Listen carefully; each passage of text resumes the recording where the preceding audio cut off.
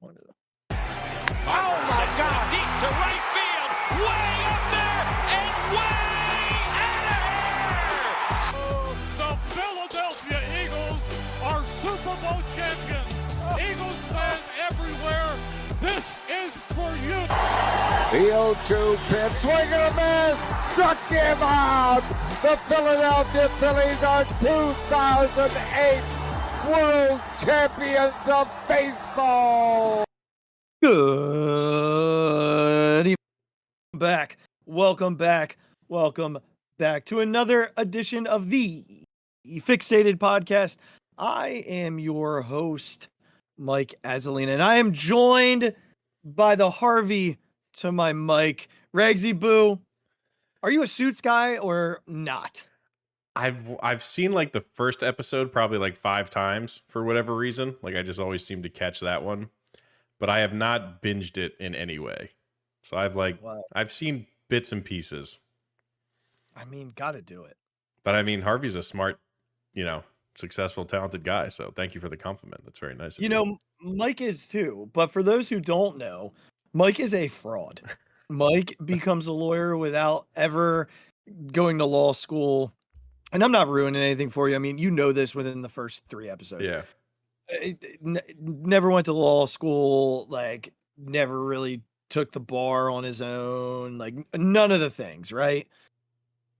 And Harvey brings him in, puts him under his wing anyway. And I say Regs is the Harvey to my Mike because I feel like I'm a fraud and Regs just made me do this show and I just make it up as I go. Oh, I know this stuff, but I'm not meant to do this or I've not done the things to do it, is what I'm saying. Not meant to do this I will not stand for that. But like dragged into it. Yeah, sure. Yeah. I'll take that. Here's the thing about the show. I am. You've been obsessed. Oh, it's so good. I just finished season 5 tonight. I just watched the finale of season 5, and it was probably my favorite season thus far. One of my favorite seasons of television. Okay. After watching it, I loved it. I love the season. But I remember Josh watching it a lot in college. He loved it in college. Mm-hmm. And I'm not a law guy. I don't understand 90% of what they're talking. Of course. But just their back and forth, the dialogue, the way it's written, the way they deliver it, their like bromance, the whole thing. It's so well done. So I encourage anyone who has not watched the show, sit down, give it a go. I mean, you'll be invested right away. Like never a Law and Order guy, never like a Blue Bloods guy, like not interested in courtroom stuff. This show like has me by the throat, man. Like I am all in. They're like 16 episode seasons. They're about 35-40 minute episodes. Yeah, they're quick episodes. Like it feels like they go by fast. They do. They really do. And it's just so well written that you become so engaged with, like, you can't scroll at all on your phone. You can't get distracted because first of all, like the legalese that they use throughout of it is like, it's going to throw you entirely if you do. Yeah. And it jumps from one thing to the next, from one character to the next. There are so many ways that these characters weave in and out of each other. And they bring characters back, and so you really just get lost in all of the nuance. But it shocks me that it was like on USA. Yeah. Because if they had done it on premium, it's one of those things that is like having that sort of resurgence. Like I feel like Brooklyn Nine-Nine is that way. New Girl, when it was on Netflix. Like, I don't remember people talking about that show when it was on, it was on Fox even. Yeah. And but people, for whatever reason, on Netflix, like, could not stop talking about it and watching it. But it feels like that's having that kind of resurgence. I think sometimes, the reason for that is not everybody can sit down and watch the show at, 8, 9 o'clock whenever it's on, like you mentioned, New Girl.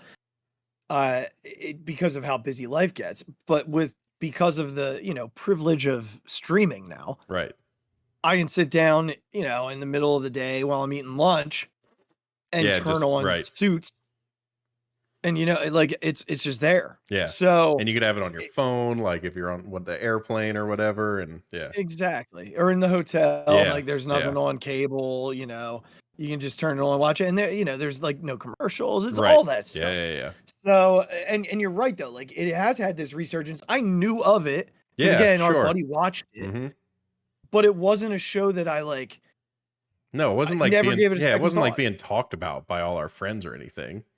Right. Yeah. Right. But I think about if it were on HBO or Mhm. Showtime, like when we were in college, we probably would have watched it I mean, we because that's what we did. were into Entourage pretty hard. Entourage and Shameless. Yeah. We were very into both of those shows, and there was another one that I'm forgetting right now. I can't think But of it either. I also think they would have been able to do a lot more with the show. Yeah. Had they done that. Anyway, it's just a fun show. If you're not watching it, please watch it. Like soon I'm going to have to take it back. Like we're going to have Phillies games all the time and the Eagles are going to be on and Notre Dame's going to be on. So I'm not going to have binge. No, I you're got to gonna be finish filled this. up. I got to finish this basically before September 10th is what we're saying. How many seasons are there? 8. Yeah, it was a decent amount, I feel like. I've got 3 more seasons to go. You've cranked through 5 pretty quick. I think I go back to, it was like the beginning of July I started watching. Okay. So it's been about 2 months and I've gotten through 5. But again, most of August I was either on a plane Yeah, right. or in a hotel room. So I would either just throw it on the iPad or, watch it on the flight. So I, lot of dead time flying to California and back. You got a solid 12 Need some episodes. stuff to do, yeah. Solid 12 episodes in. Yep. So the reason I say that I got to get it done by September the 10th is because of the birds. And we're starting there tonight, buddy. We've got birds and we've got Phils to jump into. And I think I want to start out with, the Harvey Specter of the NFL. And we're just going to do Seuss references all night. So if you don't watch it, buckle in. The Harvey Specter of the NFL, and that's Howie Roseman. Rumors out there. Now, did you see what the New Orleans GM said about him today? No. That he's got to keep both hands in his back pockets when he talks to him now. Basically saying, I don't want to get fleeced again. And he goes, it's a compliment. Yeah, It's like the highest compliment I can give. But it's very Harvey Specter.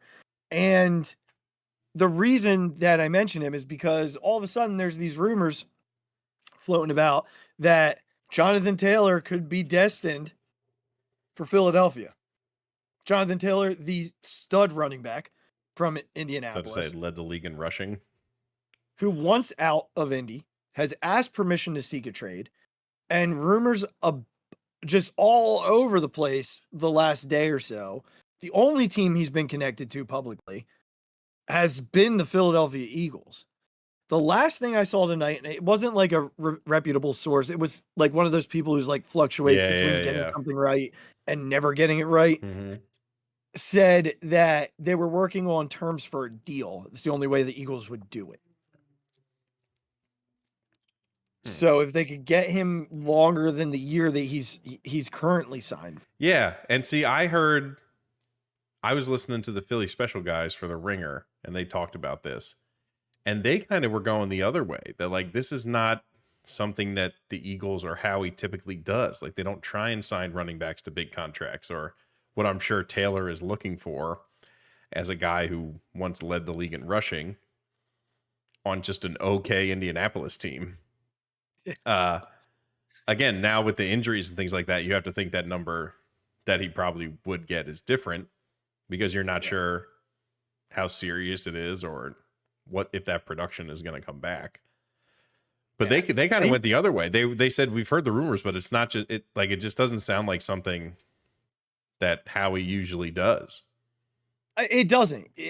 And that's why I was confused when I saw what I saw. But if they don't like the number, then they don't have to do the deal, right? And they just move along. However, I want to go back to what you mentioned about leading the league in rushing. Do you remember who the quarterback was when he led the league in rushing? Carson Wentz. It was Carson Wentz. And then last year he had Matt Ryan. I mean, look, they had spent a lot of their time and draft picks on offensive line. Correct. That was What like I'm their getting entire goal, obviously before Andrew Luck retired. Like, right. because he got absolutely destroyed when he played because they just had nobody to protect him. Which was 4 years ago today, by the way. That's crazy. That's wild. 4 years ago today. But that's what I was getting at. So he had this crazy offensive line, like a really talented offensive line, with a quarterback who couldn't move. Right. And then last year, similar offensive line with another quarterback who couldn't move, but he didn't have as great of a year. I think he was beat up a little last year too. He was a What I'm workhorse getting though. at- Like he was like all they had. Yeah.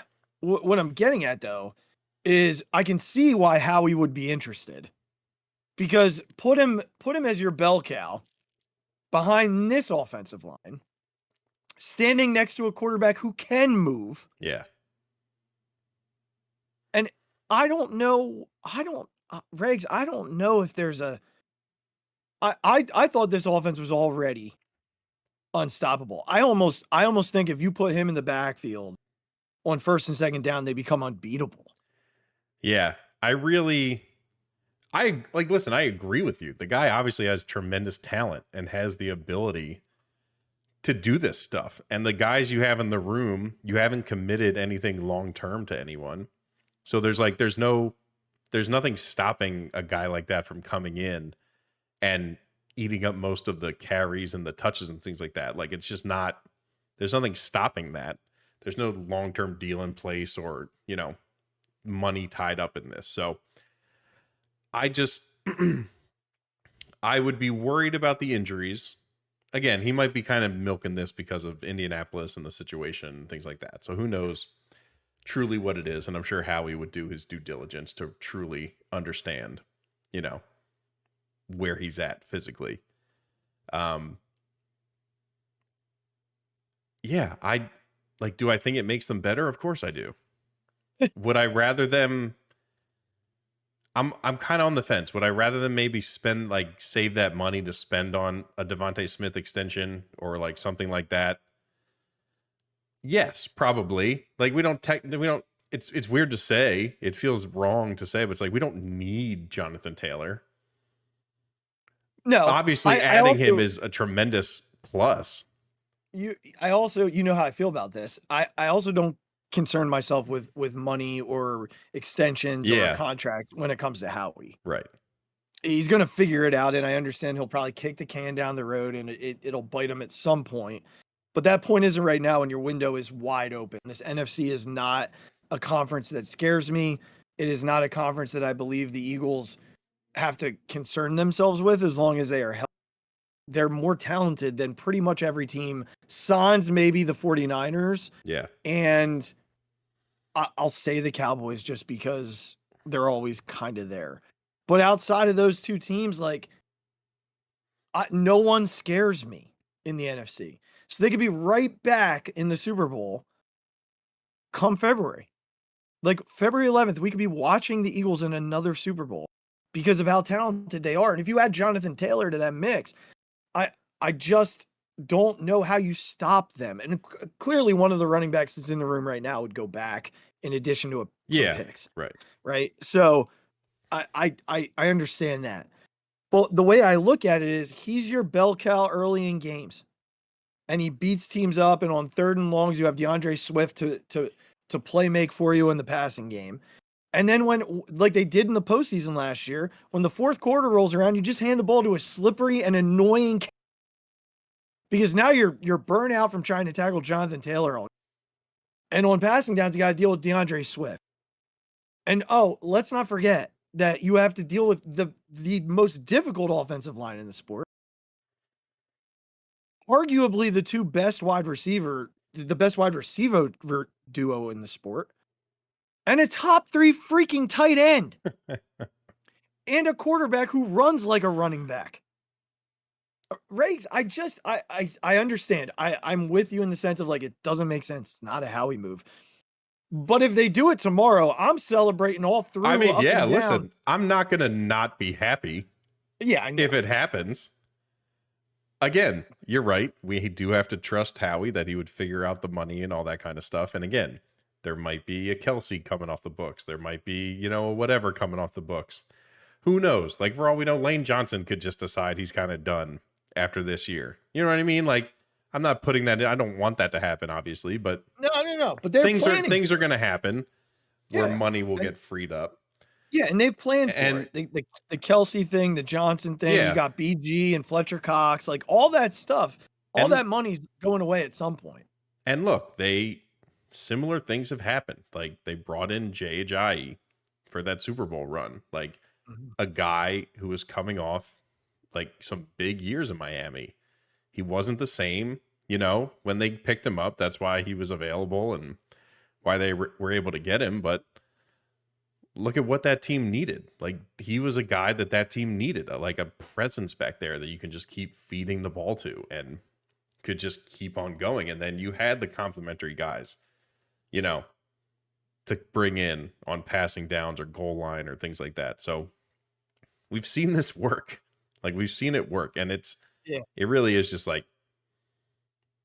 did you want more sprinkles with that? Like, and just like piling on top of the already sprinkled cake. So NFL notifications, which is like a verified 5,500 follower account on Twitter, just tweeted out, this was this afternoon. The Colts are not expected to receive a first-round pick in any Jonathan Taylor deal due to the size of the contract he is demanding. Right now, the Eagles and Dolphins have both offered deals that include a second-round pick, and it's looking like a two-team battle for Taylor. The Colts currently, like the Dolphins, offer more, but they may also choose to send Taylor out of the AFC. So the Eagles do have two first-round picks, which would be helpful. I mean, I'd really like for them to keep both of those picks. I was about to say, yeah. Again, when it comes to picks, we saw what Howie did with the limited picks this year. Listen, we're getting very into the weeds, but like, you are going to have to start figuring out your offensive line. Like, you're going to start losing veterans, like really established players, really good Hall of Fame caliber players. And like, you're going to have to do something about that. And how you do it the quickest to meet the timeline of your offense and the guys' ages at the skill positions, like, you have to spend high draft picks on those. Like, you have to. You need guys who can come in and like be plugged right in. Like, that's what you have to do when you're trying to keep Jalen Hurts healthy for the biggest contract the NFL's ever seen. Keep AJ Brown and Devontae Smith happy. I just put their names together. That was fun. I've only had one beer. But like, this is going to happen. And the way that you try and make that up as quickly as possible is high draft picks. You only get so lucky with late rounders so often. It's not going to happen all the time, even with Jeff Stoutland being one of the best offensive line coaches we've ever seen. Like, at some point, talent, like, you need to draft the talent in order to make up for these things. So you would like to see them, all that's to say, you would like to see them hang on to that, to have the ability to recover from some of these things that inevitably are going to happen probably sooner than we think. Right. I mean, you said it, 2 Hall of Fame talents. I mean, Kelsey is a Super Bowl title away from retiring. Or maybe just a Super Bowl appearance. Like, I don't know if he's coming back again after that. And Lane, I think Lane's more likely to be a Super Bowl win. Yes, I would agree with that. But they have both of their replacements. Like Juergens will slide over to center, and Tyler Steen looks like he is ready to play now. But they're, right now he's just going to be their flip guy. Yeah. He's going to play a little guard. He's going to play a little tackle. So, I mean, look, you're right. We're getting a little into on this. We really just wanted to talk about Howie being that and never settling. I anticipated, whoa, there goes your light falling over on us. We're going to fix that while we talk. I anticipated more of the approach of like, we're going to do like a linebacker. You Yeah. know, like that's a linebacker or safety. That's going to be where we go. But no, Howie's got to make it difficult. He's just got to make it difficult. So the one thing that we wanted to do was talk about the roster as a whole. We wanted to talk about the 53 man and sort of where the sorry, I'm trying to fix this as we go here because my light just like flipped out on me here. So I apologize to those watching on YouTube. Listen, if you'd like to see the fun, subscribe to the YouTube channel. Yeah, we're just technical difficulties. We got it. We're good. Thanks for allowing me to do that. Okay, so wanted to dive into the 53 man predictions. Yeah. We did this last year. I forget how many I had. I wish I remember. I think it was up 50 there. or 51. Yeah, it was up there. Yeah. I feel pretty. I mean, this feels chalky to me. Like, okay, it doesn't feel like we're gonna have a whole lot of surprises. The roster's that good, so we're just gonna run through it, and we'll just see at the end when they announce it how right I am. Listen, I mean, the past 2 years, you've been really good. Well, we'll see. You've set a high bar for yourself. Again, I just feel like it's chalky, but here we go. All right, so let's start with the specialists. That always feels easy. We know Jake Elliott, we know Aaron Sipos, and we know Lovato will be the long snapper. No surprises there. Yeah, that's a 3 for. I mean, now is there a chance that out of nowhere Sipos could be gone? Sure. Yeah. How big is that chance? Not very. It's not a strong chance. I wouldn't be mad. But I don't think they plan on punting a lot. Right? Yeah. All right. Quarterback room. I do have them going with 3. Then the Niners, I didn't know that they could carry 3. They can. So Jalen Hurts comes as a shock to everybody, I'm sure. Marcus Mariota will be number 2. And I do think McKee's making Ian Book's the cut here. If you've watched Ian Book play this year. Yeah. I mean, he's a long way from South Bend. And I love Ian. But my goodness. But McKee has been really good. Yeah. I mean, there's something there. There is something there. And I think that the plan is next year he becomes the immediate back. Right. You would think so. I think that's the plan. Running back room. We're going to go with as of now. This could certainly change. Like as soon as tomorrow, Jonathan Taylor could be an Eagle. But for now, it's DeAndre Swift, Kenny Gainwell, Rashad Penny, and Boston Scott, which again, not really a surprise that those 4 will be on there. And I like the room. I do. I considered going 3 running back to add an extra receiver, but I just don't see how that happens. All right. Receivers: AJ Brown, Devontae Smith, Quez Watkins, Olamide Zacchaeus, and Britton Covey. So I only have 5. Again, what I'm allowing myself is one like sort of alternate that if they make the team, it still counts for me, and I'm allowing that on both sides. I think we did that last year. So, all right, tight end Dallas Goedert, Jack Stoll, and Grant Calcaterra. They're going to go with 3 tight ends, and that it's a nice group. Like that's a really nice group. I really wish the Tyree Jackson, the guy who's every time he gets on the field gets hurt. I wish that wouldn't happen to him. And I'm sure at some point this year, like one of these guys will get banged up and they'll have to, a week or 2 where they'll have to sit, and we might see him. But he's a fun story, like a former quarterback turned tight end. Anything there, Regs, through the skill positions that you want to touch on? No, I don't think there's much surprise there. Yeah, there's nothing to really write. That's not where the intrigue is. Like that's not yet. That's not not yet. Yeah, not yet. Not yet. All right. Offensive line. Jordan Mailata, Landon Dickerson, Jason Kelsey, and then Cam Jurgens and Lane Johnson. That's going to be your starters. So Steen, Driscoll, Dennis Kelly, and I've been back and forth between Josh Sills and Fred Johnson, but I'm going to go Fred Johnson over Sills here. He gives them a little more versatility. Okay. And they just signed him to a 2-year deal. my decision. Yes.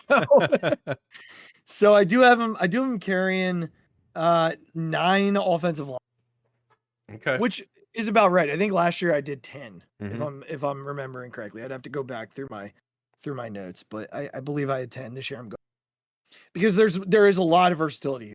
Steen can play multiple positions, Driscoll can play multiple positions, Kelly can play multiple positions, and Johnson can play positions. So there's a lot of versatility at least in the depth, which they haven't had in the past with like guys like Dillard, Yeah. right, who could only play one spot. Right.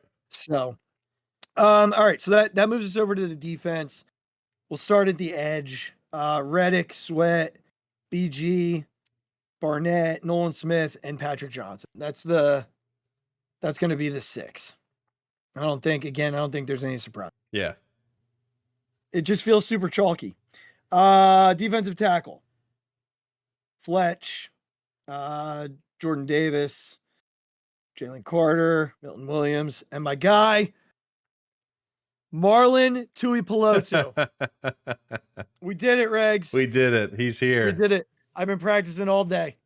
It was well done. Marlon Tuipulotu. Thank you. It was I well nailed done. it.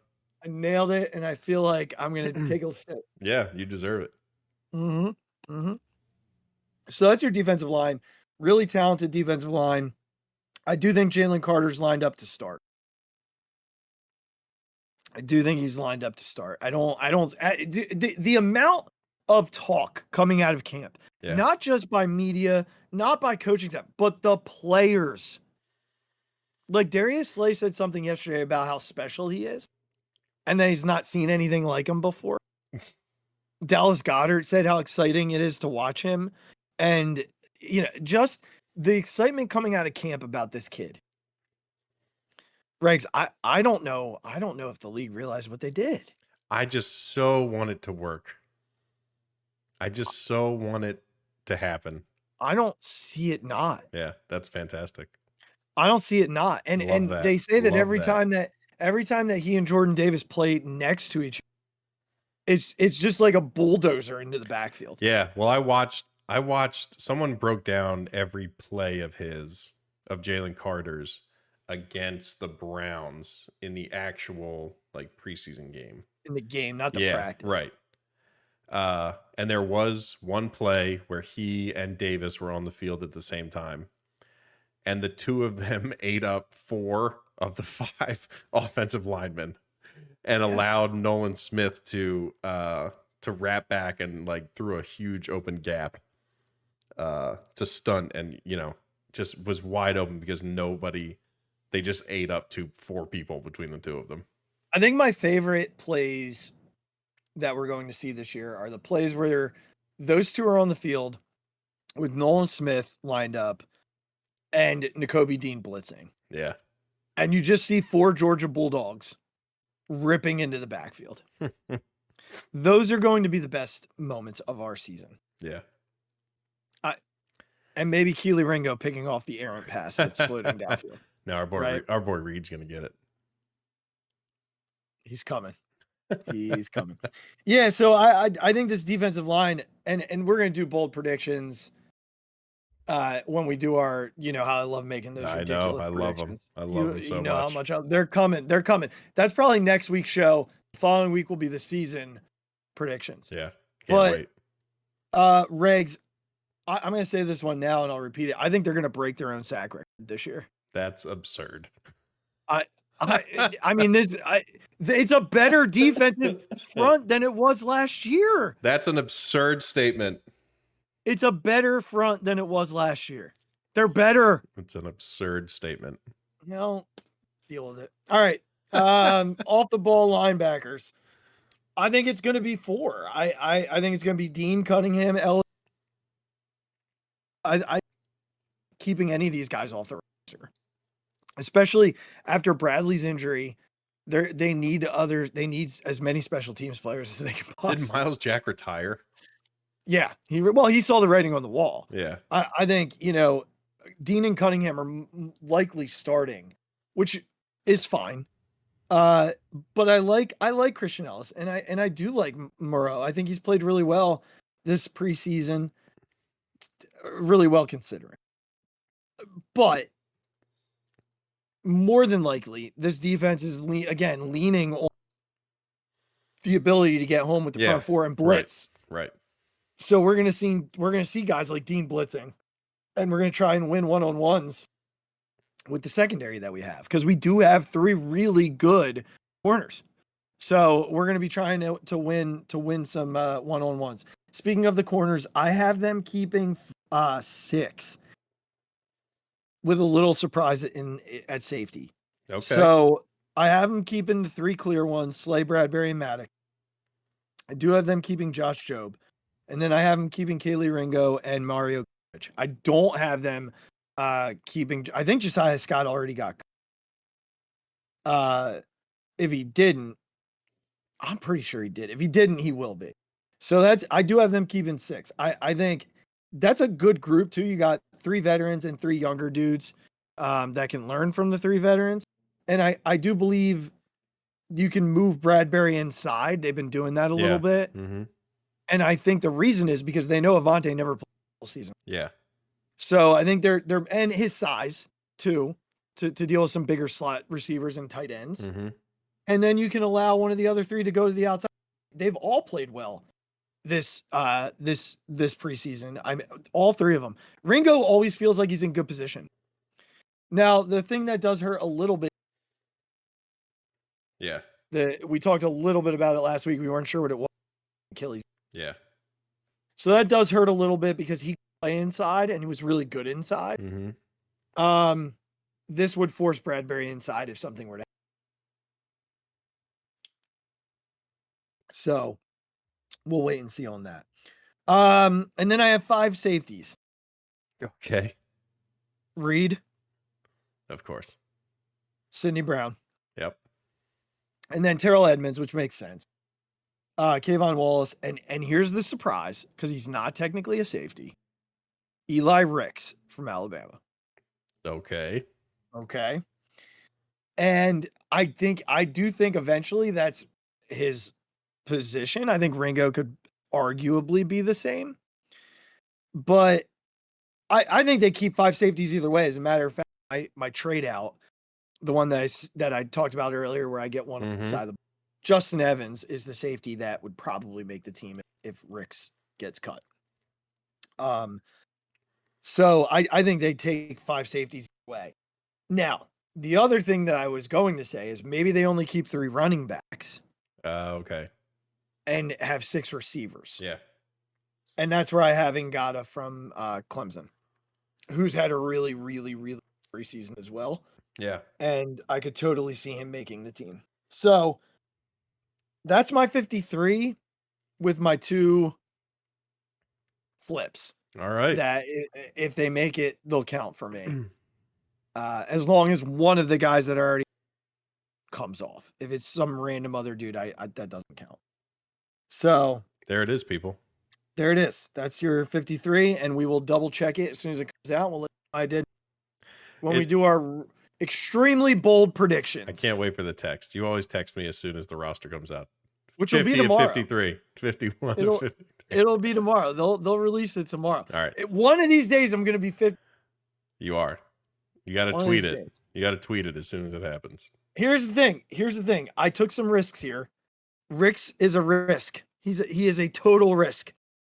So yeah, that's not even a name I was thinking of. I didn't go chalk on defense. I went a little. Offense is kind of like, what am I going to do? Right. Like, what am I going to do? The offense is what are the options here? Yeah. I don't know if that Jalen Hurts guy is. I don't know if that Jalen Hurts guy is going to make it or not. Is AJ Brown making the team? I don't know. Like, what are we talking about? We'll have to have a bigger discussion if that Hurts kid makes the team. I don't know what's going on. Yeah. I mean, Mariota 12 years later. So we're very excited about the Birds. We are. It's all happening, man. It's all like it's here. So I will tell you, I went through and I looked at the possibility for Phillies postseason game into Eagles game, and I did not see one crossover. All right. That's fantastic. No, we like that. Oh, well, yeah, we do. That's a thing we like, Regs. Yeah, I thought you meant at the same time. No. Where you like get the game and then you're like, oh, it goes from, and I'll have to double check it. I did it quickly today. Oh yeah, And, see if it's like one into the other, yeah, give me the I'm all it's in. the best. Yeah, It's I'm the all in. best. I don't know that we had it this year. Did we? I don't even know that we had it this year. I can't think of one game where they crossed over in the postseason. Yeah, I I don't think so. I mean, there were games On the like, same during the regular day, right? season.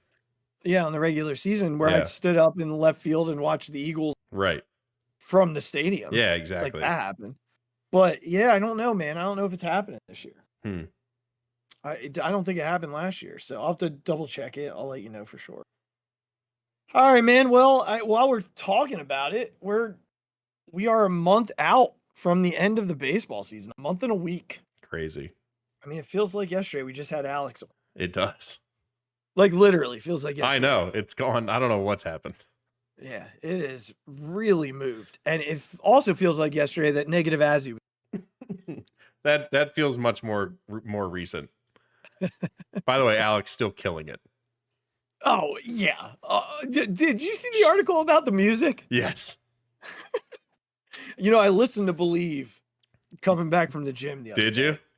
Sure did. All right. I was like, I gotta know. I haven't listened to what the one they're listening to. All I can say is if it gets to that point and that is the new song, can you imagine 45,000 people in October singing Cher? Yeah, it's going to be great. Unbelievable. Well, Regs, in order to be able to do that, they got to get there first. They do. They help themselves a little bit. Yep, just a quick update on the wild card standings. They are still at the top of the wild card, which is great. That's great news. Yep. It's where they want to be. Yes. Because it gets them a home series. And I'll tell you what, you don't want to be going out to San Francisco. No. You don't want to be going to Wrigley. No. Like, just win and play at home. Yeah. Because these teams that are in there with them right now, the Cubs, the Reds, the Diamondbacks, the Giants of the world, these are teams who haven't been in it in a few years. And if their first series is going into Philadelphia, yeah, like it's almost not fair. That's what we want. As we've seen in August. Yeah. These crowds are just rabid. So if it's this crazy on a Tuesday or a Wednesday afternoon in August, yep, I don't think that the Chicago Cubs want to come in here and play in front of this crowd on October 3rd. Packed to the absolute brim. I don't think anybody wants that, buddy. So, all right, just an update. The Phillies hold a 2.5 game lead on the Cubs in the wild card, technically 3.5 with the tiebreak. They hold 3 games in the loss column on the Reds, technically 4 with the tiebreaker. 3 games on the Diamondbacks, hold the tiebreaker, 4. 3 games on the Giants, they do not hold the tiebreaker. Nope. On the Giants. So 2 out of 3 was big. It was. 2 out of 3 was big. And I do feel like the Giants have a little bit of a difficult stretch in the month of September. I feel like they have the Dodgers a couple of times. I don't know how that team is in a wild card race. Who, what were the names of those people? You know what I'm going to say. I understand, but those pitchers' arms are going to die. Like they're in and maybe so much. Maybe they will. I get it. I know people, it's what he's had to do. Like, I understand. I know. Oh, yeah. I'm not bashing Gabe Kapler. Like, not at all. Like, the fact that he's put them in this position is an unbelievable feat that not many managers would do. But what he's had to do to get them there is like, I'm not sure how he's going to have a baseball team in a month. A lot of people were shredding him for going to 10 pitchers in yesterday's It was game. pretty funny. And you know what? Like, look, I understand people are annoyed by it. And I was even annoyed by it. But I'll also say this. The guy had to win the freaking game. Yeah. Like, they couldn't get swept. Yeah. So he had to do whatever. And I know he did it pretty much every night. So, again, like, it is what it is. I'm also at the point where, like, they have the Braves for 3 coming up. you don't think we're cheering for the Braves, you're out of your mind. We're not catching Atlanta. Oh yeah, no, of course.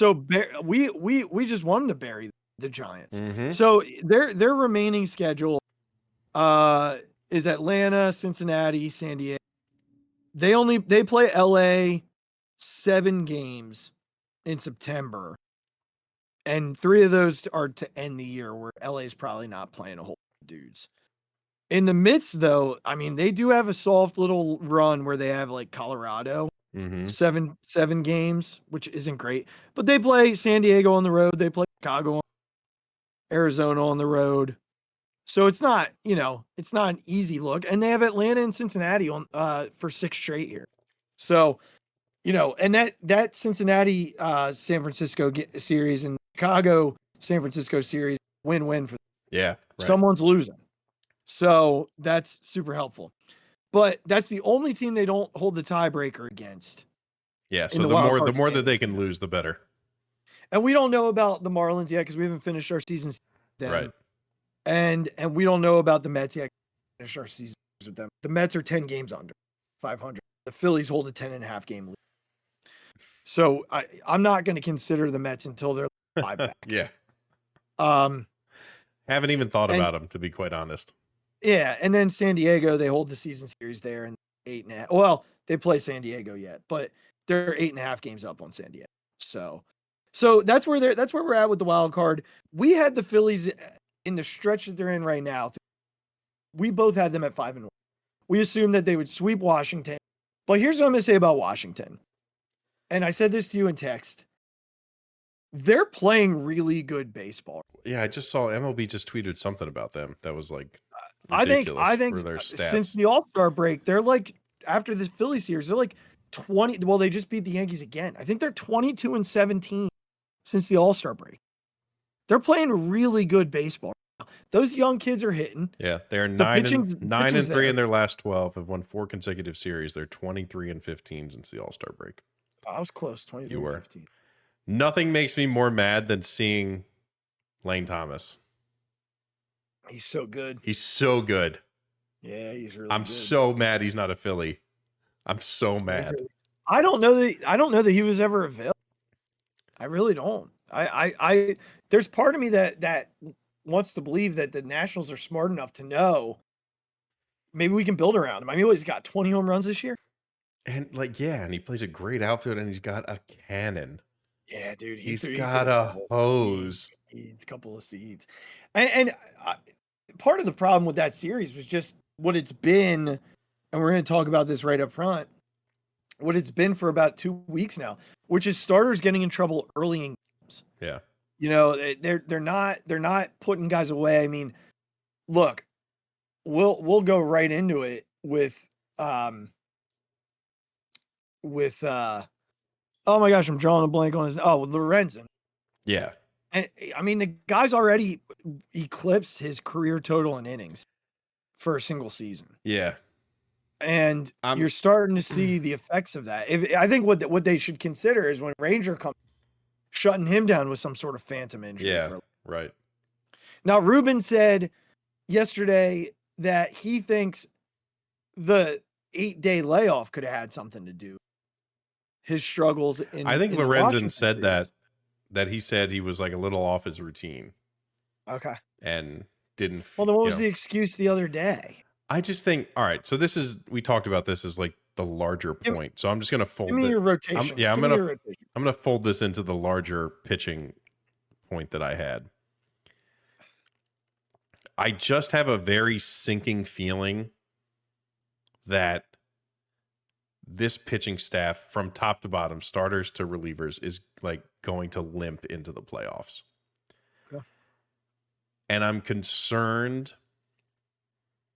because I feel like this team, this bullpen in particular, and these starters like have to feed off the confidence of one another. We saw it with the starters. We saw it when like Wheeler kind of got back and Nola had a good one. Then Taiwan had a good one. And then Ranger came out and had a good one. Like they were all trying to do as well as the guy before them. Right. And then we've gotten into this stretch where like there's they're up and down, like, and they all seem to follow this pattern. Like when one guy is giving up a bunch of stuff in the first inning, like they all are. It's just how it's going.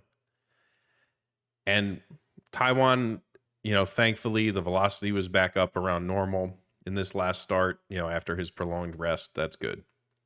Like you said, maybe some phantom back spasm or whatever comes up for Lorenzen to give him a little time off because of the innings thing.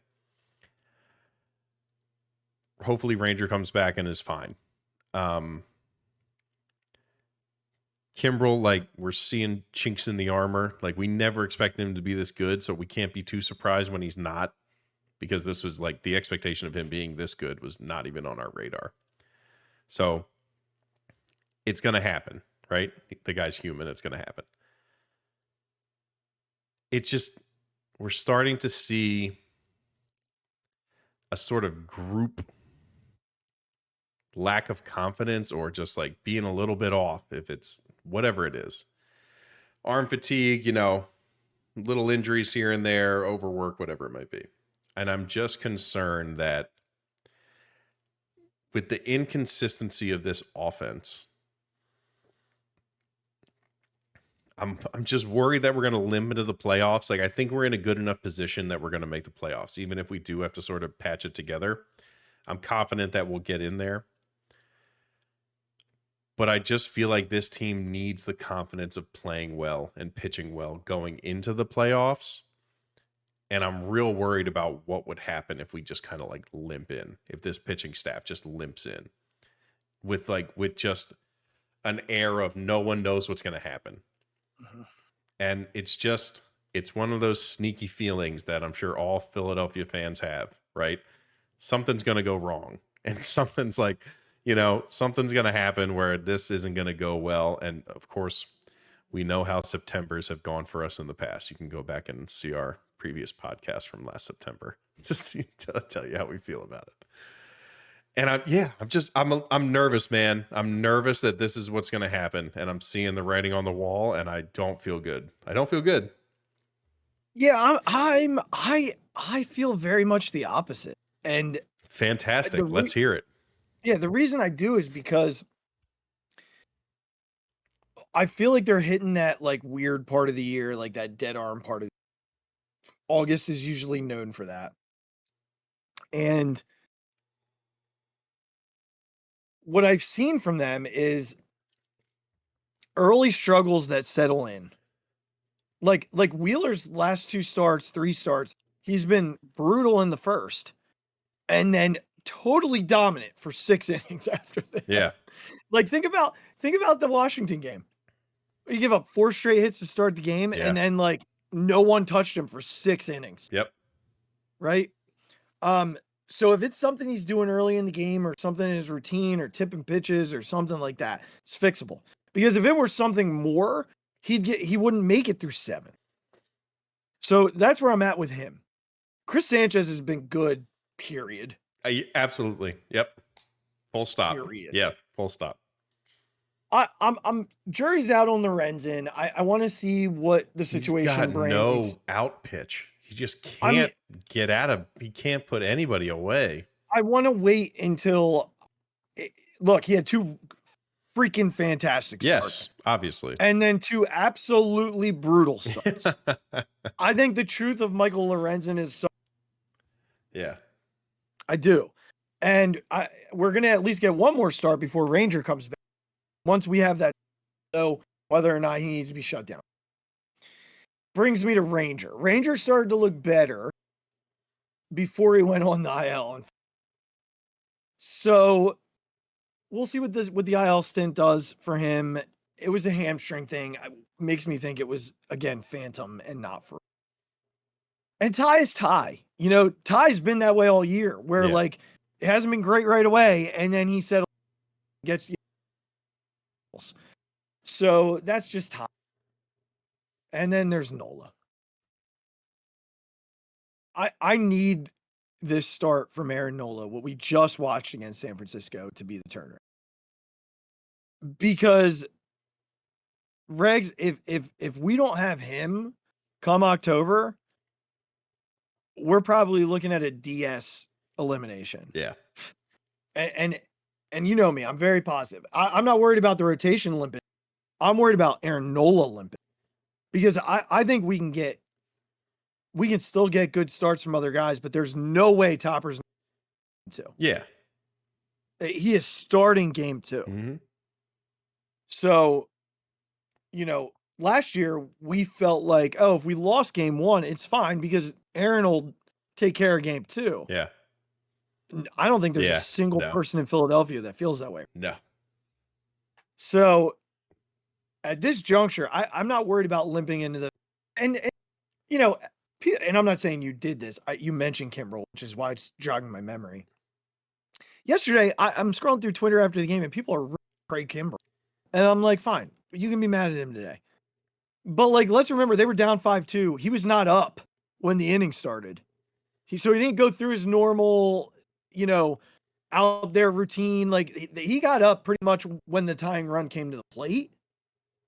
Probably rushed through his thing a little bit. Like there's that part of the game that I think sometimes gets brushed aside for a reliever who's and I know he's a veteran. I get it. I know.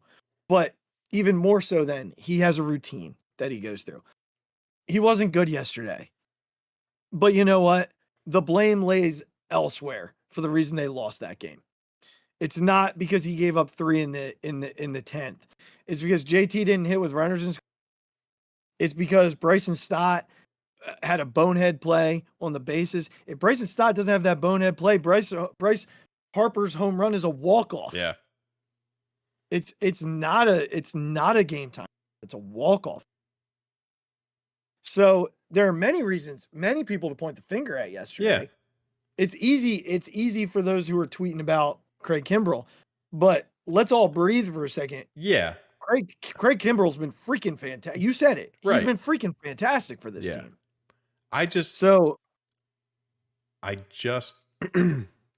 My hope is that they can use this next, like you said, month and a week to gain their confidence back to go into the playoffs on the right note. Like I need Alvarado to come back and do well.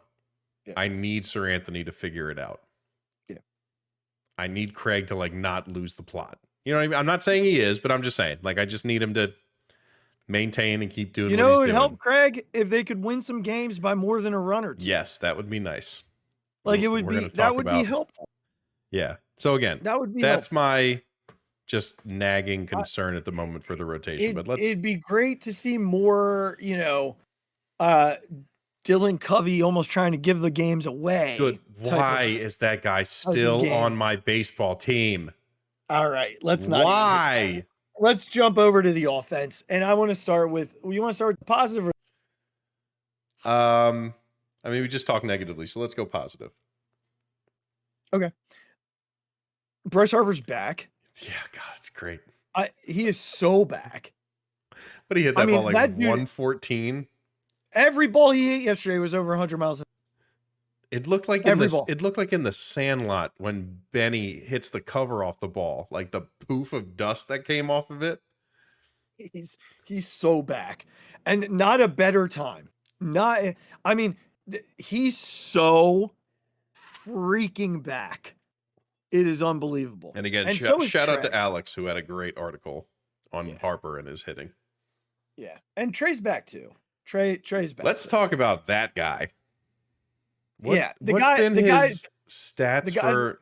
The guy's OPSing over 1,000 since the standing ovation. Yeah, I need to find everyone's been tweeting about it, but I need to find the actual numbers. He's been fantastic, and it's just you can see the body language is different. Yeah, this was 2 days ago. Okay, Trey Turner since the ovation, 365 average, 403 OBP, 651 slugging, 1,054 OPS with 4 homers and 6 doubles. Yeah, he's back. That's our boy. Now here's the good news. The good news there is that the two of them are hitting when guys who have been hitting all year are not hitting. Like Nick is really scuffling. Yeah. Nick's scuffling. Nick, I shouldn't say really scuffling. He had a couple of big hits. I mean, comes up in singles right away. And at that point, I thought there was no doubt then they bring Rojas in to run, and I was like, he's going to take second, bunt him over to third, and let's win this game. Yeah. Let's just be done. And they couldn't get it done. And sometimes that happens, but he's just kind of back to swinging at everything. And not to the extent that he was last year. He's doing what he did like right around the beginning of August. Like he went in this little weird thing at the beginning of August. Yeah. And he said at some point he was like, I get in like my own head. And I wanna hit everything. Like he's very reflective of it. Yeah. And I think that's where he's at right now. It's not to the extent that it was last year. And I'm not saying that he's not swinging at bad pitches. I'm not saying he's having good at bats. It's very much the opposite. But it's not what it was last year. Yeah. So I think he's gonna have some pressure taken off of him as long as they continue to. Yeah, it's huge that Bryce has like found himself and Trey is back doing stuff, because there'd be a lot bigger spotlight on him. Right. If those two guys were still trying to find it. And I like what they're doing because it allows for the lineup to be the line. Like it is really hard, going to be very difficult to pitch to this lineup in the postseason, late in games, when you're able to go lefty, righty, lefty, righty, lefty, righty, 6. And what Topper has to consider, because he's going to lead us into the next part, is Marsh hitting behind Bohm and JT hitting 8th. Yes, that absolutely should happen. And Jake Cave hitting 9th. And there's nothing wrong. Can we just talk about Brandon Marsh? We didn't mention him when we were going over what we were going to talk about. He's a totally different dude. It's unbelievable. The improvement from last year to this year. There was a tweet about that the other day. Just in that one at bat for the Turner walk off. Yeah, he gets that terrible strike called on him. Yeah. Goes down 0-2 and still singles up the middle. Like last year, would you have thought Brandon Marsh would pull that off? Do you know that I think it was something like in like the last 30 times this dude had 0-2 counts, not a single guy had a hit. Yeah, I saw that. It was like 17 strikeouts. It was crazy. And then Brandon Marsh comes up and lines a single. So Marshy is one of these cool stories that this team has. There's so many of them, and it's what makes this team such a great team to follow, because there's so many turnaround stories on this roster. But he's only like 25. He might have turned 26. All of his numbers have jumped like to the moon this year. Yeah. And I don't see him getting worse, Regs. I don't know why you would. They're gonna have a really cool situation next year that they can decide what they want to do. Like if they want to keep Rojas playing center field next year. Yes, please. Letting Marshy in left and Cassidy stays in right, and just DH and Schwartz every day if they want to keep Bryce at first. They have a nice little scenario going. Yeah, because I don't know. Rojas is another one that just doesn't look overmatched. Rojas needs to play center field because Marsh still, for some reason, can't just call balls. Like he feels bad that he calls other people off. The difference in demonstrative. Rojas calls it 50 feet before he's close to it. He calls it as soon as it's hit. Nick is running towards something like got it, and Rojas just comes in like, nope, that is mine. Yeah, he's fun. And Brandon is worried about telling Nick to get out of the way. And I think, Brandon's fine. Like he's fine and I don't mind the guy, but there's such a difference. Oh, just talk about what we talked about when Odubel Herrera was our center fielder, to then Brandon Marsh. We were like, this is the greatest center fielder we've ever seen in a Phillies uniform. And then Pache came in and we're like, okay, just kidding. It's Pache. And then Rojas comes in and we're like, I don't know what to do with my hands. Like this guy is just unbelievable. He's spectacular. And some of the plays he's made, I mean, again, I sent you something the other day about his defensive run saved. Yeah. and how if he played a full year, he'd be like right there for the best of all time in a single season. I couldn't believe he dropped that Jock Peterson ball. Like, that's how good he's been playing. Yeah, and like those balls that he he's just so good. All right, but I want to go back to the lineup for a second, because come postseason, you're gonna have like this platoony thing with Cave and Rojas, essentially, is what it's gonna be. Yeah.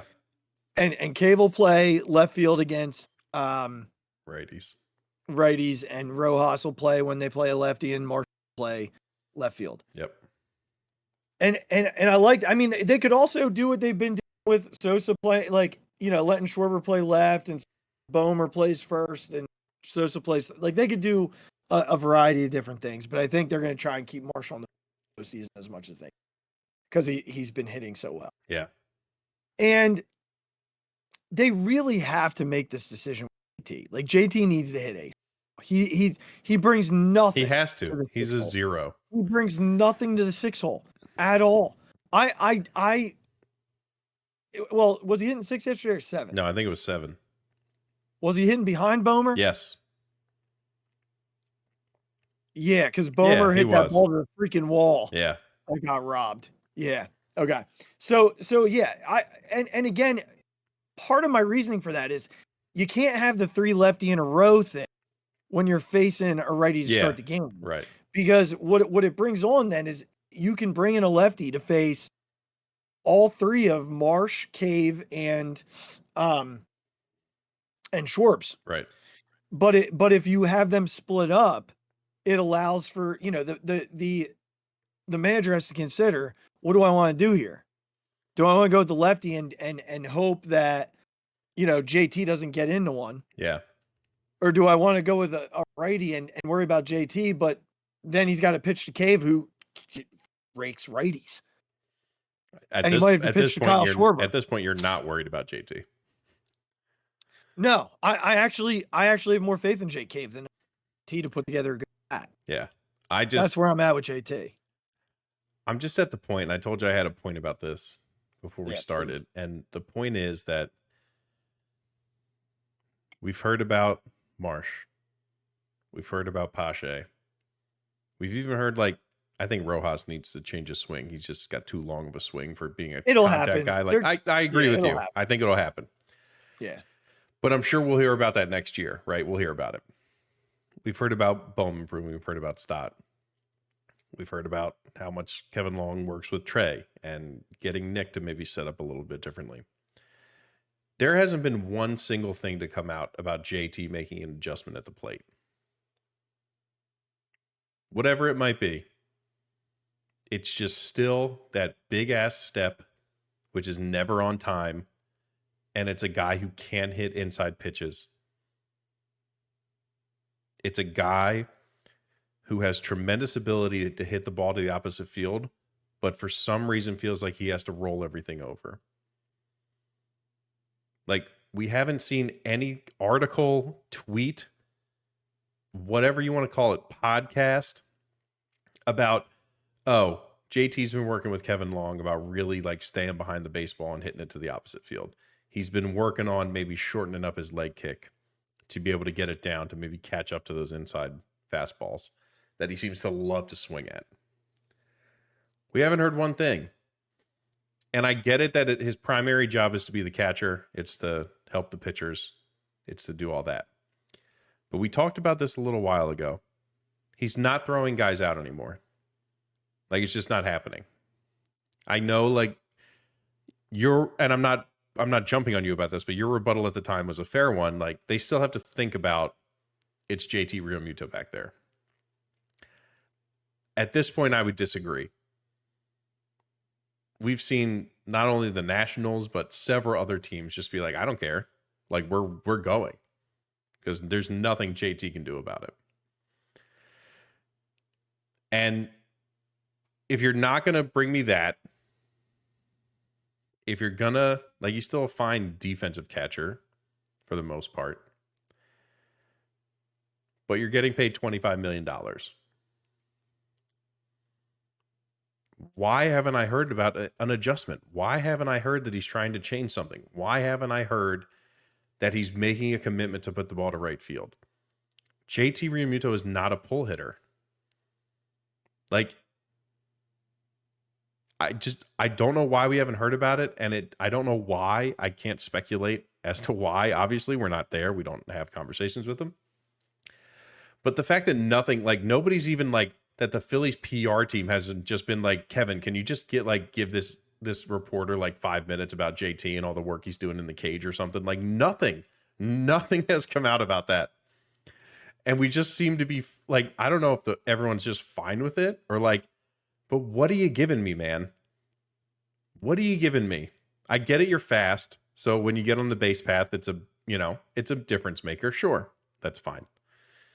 You and I have both agreed that for a long time, we don't like his pitch calling. And if you're not throwing guys out and guys are just running all over the place, what are you giving me? So, all right, yeah. I kill him for the offense pretty much nightly. And I don't know what the word is. Like, he's a pretty private guy in general. Like, we never hear him in the media. He's never one that's interviewed after games ever. Like, and I don't mean the broadcast. No, yeah. After the games. But he's never the guy to media after the game. So I'm not going to speculate on like what his work ethic is or isn't, but his swing has always been this like high leg kick timing thing. Yeah. And when he's going well, the leg gets down, not the leg down. The thing about JT, and it's funny because every time I look at his numbers, they're not supremely far off his career numbers, which is wild to me. It feels like this year's been so much worse. I don't know how that's possible. It just feels like this year's been so much worse.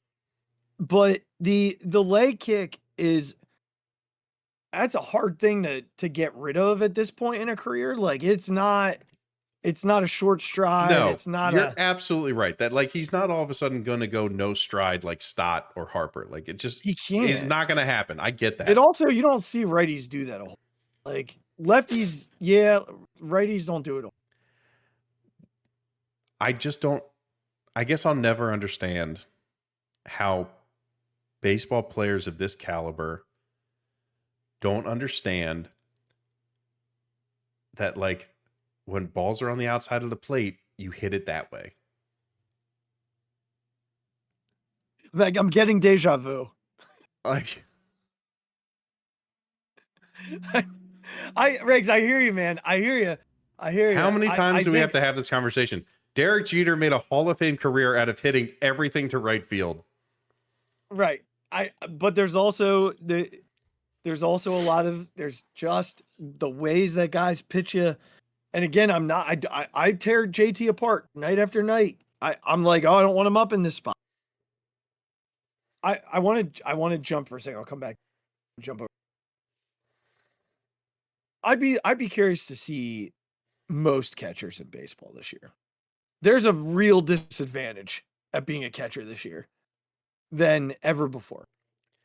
Because yes, I think we've talked about that enough. I agree with you.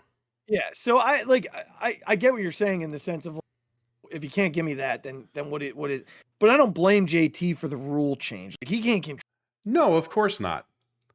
And when you have guys like Wheeler and Nolan don't really hold guys on super well. No, and they're very long. Yeah, they're very long. They're very You're not gonna have much success.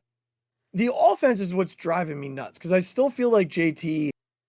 We don't get a lot of teams that run on us in the way that other teams do. Like we've seen series where we've run on catchers because they're just there. Do guys run on JT now? Yeah, absolutely. Is it noticeable to the point where I'm like, get him out of the game? No.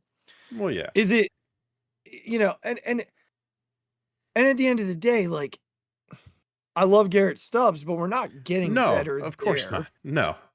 And so we're in, I don't know, are we in year 3 of this 5-year deal? I think we're in year 3. Yeah. We signed him coming out of the COVID year. Yeah. So we're in year 3 of right? Yeah. Yeah, we're in year 3 of a 5-year deal that's $100 million. He's getting 20 a year. So we knew that by the end of this, JT wasn't going to be the same guy. Catches a my hope for the remainder of this year is that he just hides in the 8 hole Yes. and maybe comes up with a hit or two when they need it from him. I don't have high expectations of him. I knew last night he wasn't getting a hit. I Yeah. actually walked outside to the grill to finish grilling my ribs because I knew he wasn't getting a hit. I And predict that every sucks JT at because bat. I love Yeah. JT. One pitch in, I predict JT what's going to happen. Yeah, you can tell. You can tell. I love the guy. It's just it's not happening. No. And whatever the reason is, we won't know. And it sucks because he's been so important to this team. And, I mean, look at what he did in the playoffs last year. And right. And that's Riggs, that's what I'm hoping happens. the singles he would hit before Bryce would come up. Like if he doesn't get on in that San Diego game, the Bryce home run means nothing. It's a solo. Or the opposite field home run in game 1 of the World Series. Exactly. In the or 10th, the inside right? the park home run against the Braves. Yep. In the NLDS. Like he had so many moments, and I'm not saying he can't have them, but it's like right now he's lost. Yeah, he's just he reminds me more of Nick Castellanos last year than Nick Castellanos reminds me. Yeah, it's as easy to predict Nick swinging at those low and outside pitches as it is that JT will roll over something to the left side of the infield. Or swing at a pitch 3 feet off the plate. Like it's as easy. It's as easy to know that's going to happen. You're exactly right. Well, here's what we got coming up, and they'll jump into my fix. Yeah. They have a 6-game, 6 more games at home, and we had them winning 2 out of 3 from St. Louis, both of us, and I had them only winning 1 against the Angels. You had them winning 2. Yeah, I think mine's looking much better with Trout out and now Ohtani not pitching. And now Shohei, not pitching, and they're not sure he's going to play. Period. Did he play tonight? Oh, I don't know. I didn't. I'll look it up. I read something today saying that they weren't sure he was going to play now. But yeah, no Trout. Shohei's not pitching. That changes a lot for the Angels.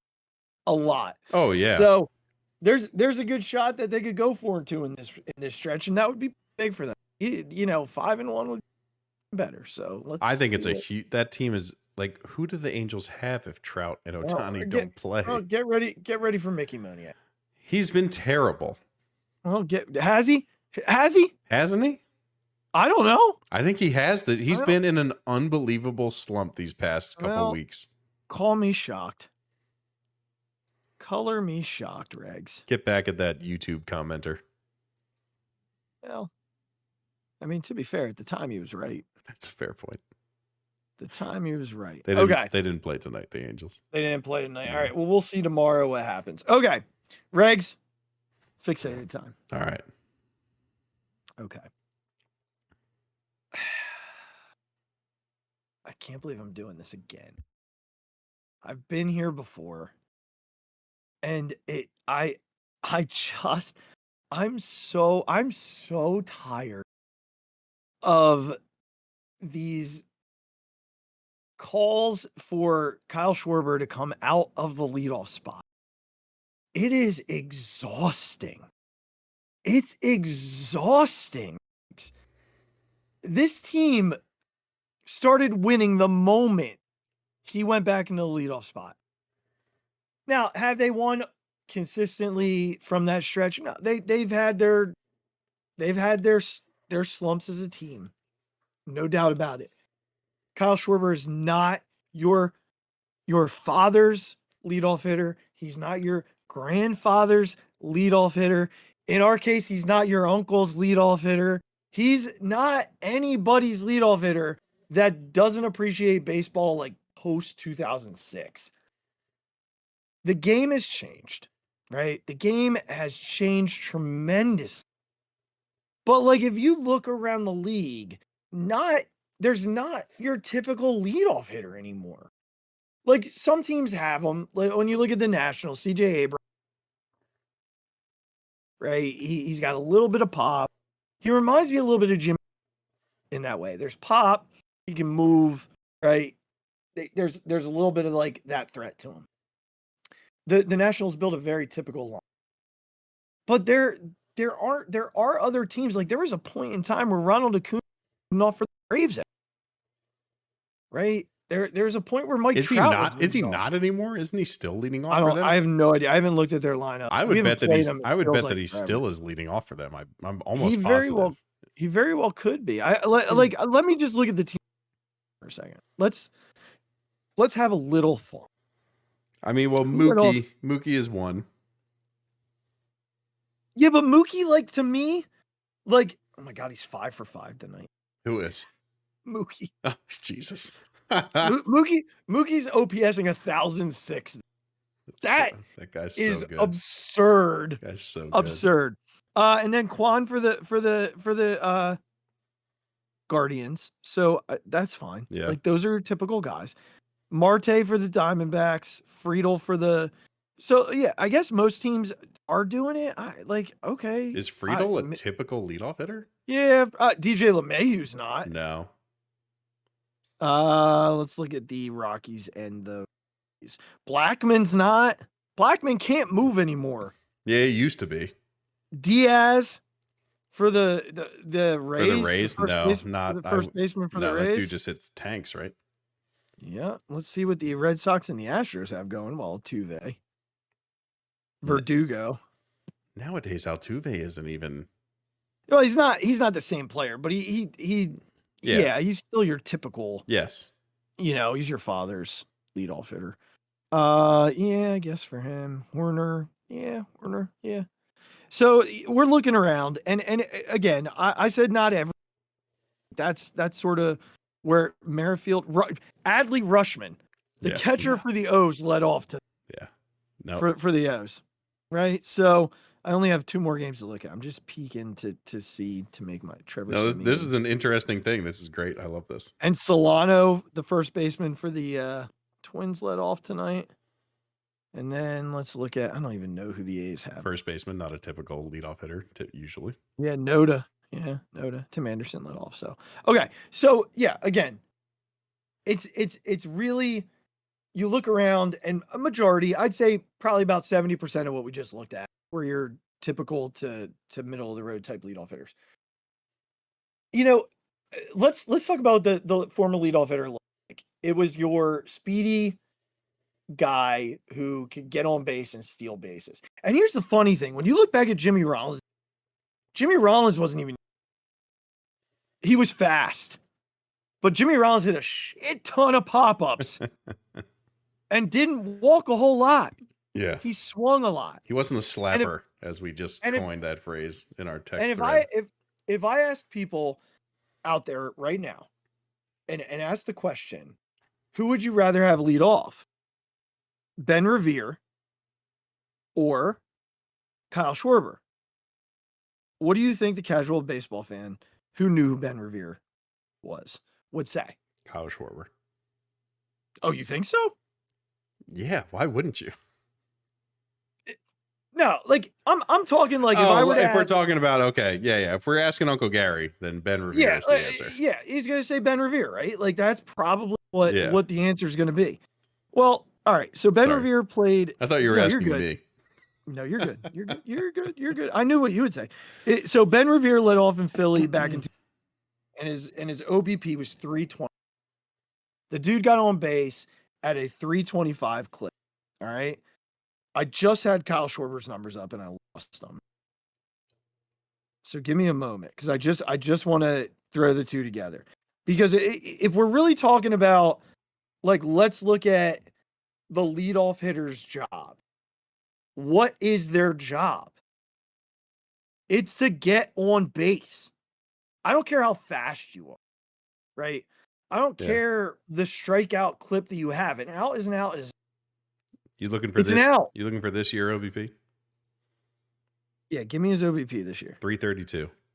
All right, so it's higher than what Ben Revere's was in 2014. Ben Revere also led off for the Phillies in 2015 before they traded him. And his OBP was 3 while in Philadelphia. 301, you said? What's that? 301, you said? 334. Okay. Okay. You want to know how many times he walked? Couldn't have been that much.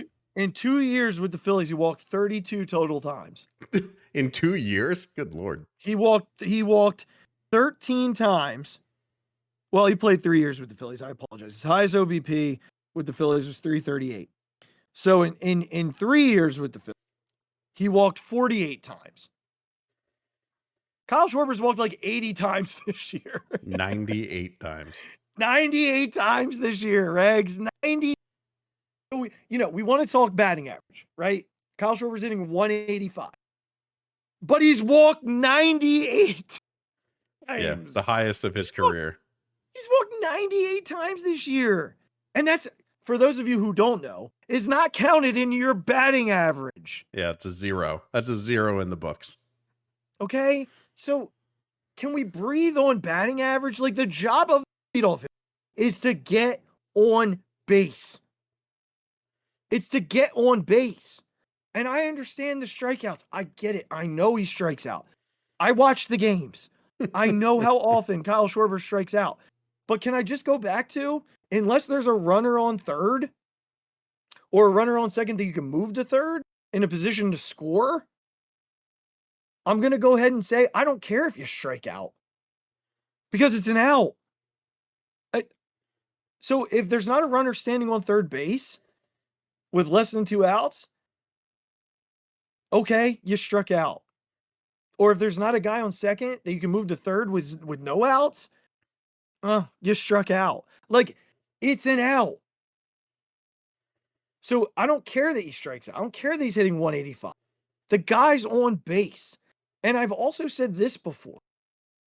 If I'm a pitcher in the postseason coming into Citizens Bank Park, and I know that the dude who's starting the game for the Phillies can put one into the second freaking deck and get that place going absolutely wild, I'm terrified.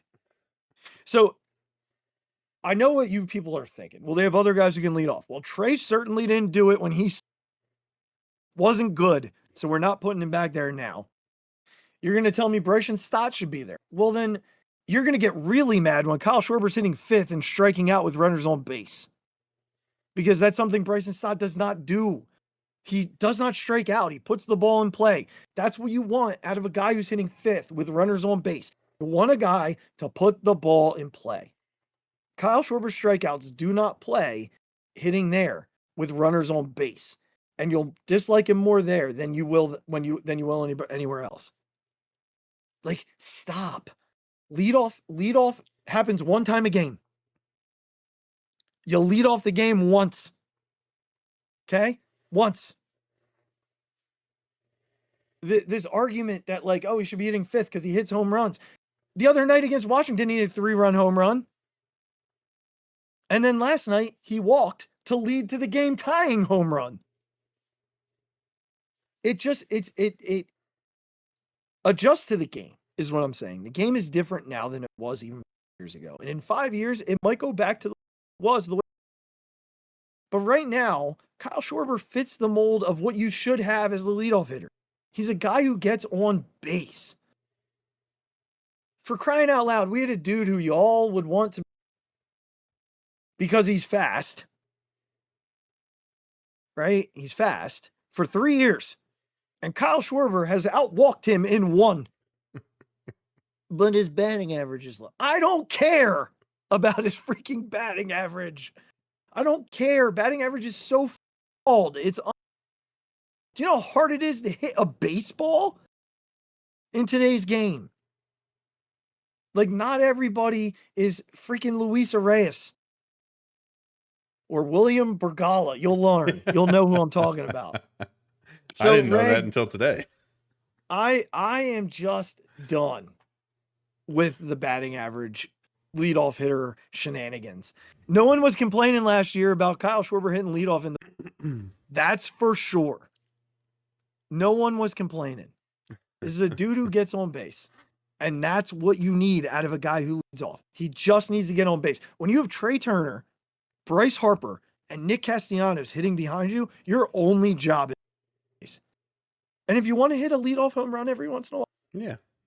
go for it. That's it. Fantastic as always. I'm going to take a sip of this Kyle Schwarber Philly standard. Good stuff. Uncle Gary, I love you too, man. That's right, we do. I don't agree. That's okay. We're allowed to have heartfelt debates about things. We are. It's just a flawed logic in my eyes. But you're not a flawed man. It's just the logic is off. All right, y'all. We appreciate you listening. We had a back on Thursday of next week. I'll be coming back from Michigan, so I'll be back here ready to rock on Thursday night. We'll do Eagles bold predictions. We'll talk about the 6 games that the Phillies played with both the Cardinals and the Angels, and hopefully they create some separation. I will be at one of each of those, so beautiful. Which game are you going to for the Angels? Wednesday? No, Monday. We're going back to back Sunday, Monday. Nice. Well, get us 2 wins, man. Get us. I'm hoping. So we'll be ready to come Wednesday night for some Phillies recaps. So, that'll be pretty much it. In the meantime, make sure to click subscribe below. If you're not watching us on YouTube, get on YouTube, watch it, and then click subscribe on the link below us. You can also follow us on all of your social media. You can find us on all of your podcasts. Well, follow us on Instagram podcast. You can do the same Twitter.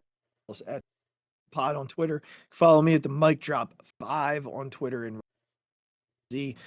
Go ahead and Facebook. And then click the merchandise link on the show.